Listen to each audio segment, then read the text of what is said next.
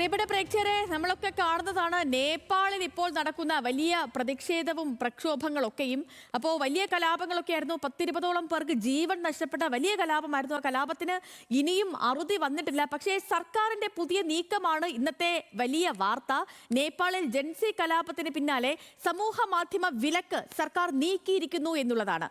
കനത്ത പ്രതിഷേധം ഉയർന്ന സാഹചര്യത്തിലാണ് ഈ തീരുമാനം.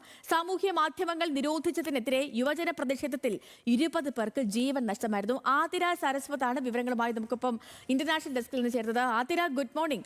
രാജ്യസുരക്ഷയെ കണക്കാക്കി 10-23 സൈറ്റുകളാണ് സർക്കാർ നിരോധിച്ചത്. ഇതിന് പിന്നാലെ വലിയ പ്രക്ഷോഭം പൊട്ടിപ്പുറപ്പെട്ടു. ഈ സർക്കാരിന്റെ പല കൊള്ളരുതായ്മകളും അല്ലെങ്കിൽ സർക്കാരിന്റെ പല ചെയ്തികളും ഒക്കെയും പുറത്തു വരും എന്ന ഭയമാണ് ഇതിനൊക്കെ പിന്നിലെന്നാണ് ജൻസി ആരോപിച്ചിരുന്നത്. ഇപ്പോൾ ഈ അക്കൗണ്ടുകൾ പുനഃസ്ഥാപിക്കാൻ ഇടയാക്കിയ സാഹചര്യം എന്താണ്? ഇതോടുകൂടി പ്രക്ഷോഭം അല്ലെങ്കിൽ ആ പ്രക്ഷോഭത്തിനൊരു അയവ് വരുമെന്ന് കരുതാൻ കഴിയുമോ?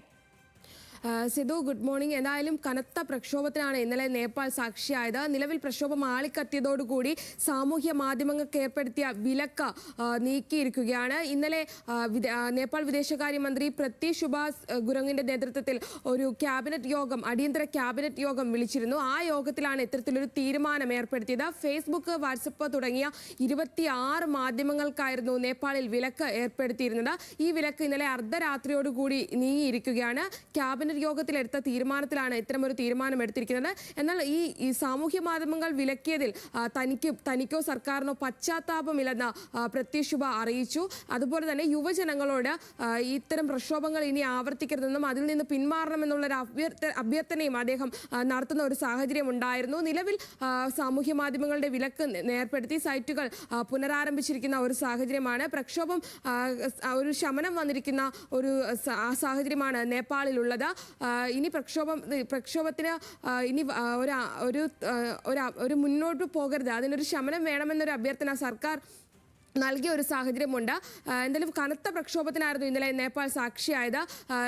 IT മന്ത്രാലയത്തിന് കീഴിൽ രജിസ്റ്റർ ചെയ്യണമെന്ന നിയമം പാലിക്കാതെ വന്നതോടുകൂടിയായിരുന്നു ഇത്തരം 26 മാധ്യമങ്ങൾക്ക് വിലക്ക് ഏർപ്പെടുത്തിയത്. എന്നാൽ ടിക്ടോക്ക് പോലെയുള്ള മാധ്യമങ്ങൾക്ക് വിലക്ക് ഏർപ്പെടുത്തിയിരുന്നില്ല. കാരണം അവർ ഈ നിയമപ്രകാരം രജിസ്റ്റർ ചെയ്തിട്ടുണ്ടായിരുന്നു. അതിനാലായിരുന്നു അവർക്ക് വിലക്ക് ഏർപ്പെടുത്താതിരുന്നത്. അതുകൊണ്ട് തന്നെ ടിക്ടോക്ക് പോലെയുള്ള സാമൂഹ്യ മാധ്യമങ്ങൾ വഴിയായിരുന്നു ഇത്തരം വലിയൊരു കലാപം സംഘടിപ്പിച്ചത്. 20ഓളം പേർക്കാണ് ജീവൻ നഷ്ടപ്പെട്ടത്. 400-ലേറെ പേർക്ക് പരിക്കേറ്റിട്ടുണ്ട്. രമേശ് ലേഖക് എന്ന നേപ്പാൾ ആഭ്യന്തരമന്ത്രി യുവജനങ്ങളുടെ മരണത്തിന്റെ ഉത്തരവാദിത്തം ഏറ്റെടുത്ത് സ്വയം രാജിവെക്കുന്ന ഒരു സാഹചര്യവും ഉണ്ടായിരുന്നു ഇന്നലെ നേപ്പാളിൽ. നിലവിൽ പ്രക്ഷോഭത്തിന് ഒരു ശമനം വന്നിരിക്കുകയാണ്. സെതു, ശരി, ഓക്കെ. അപ്പോൾ ആതിര സരസ്വതാണ് ഇന്റർനാഷണൽ ഡെസ്കിൽ നിന്ന് വിവരങ്ങൾ നൽകിയത്.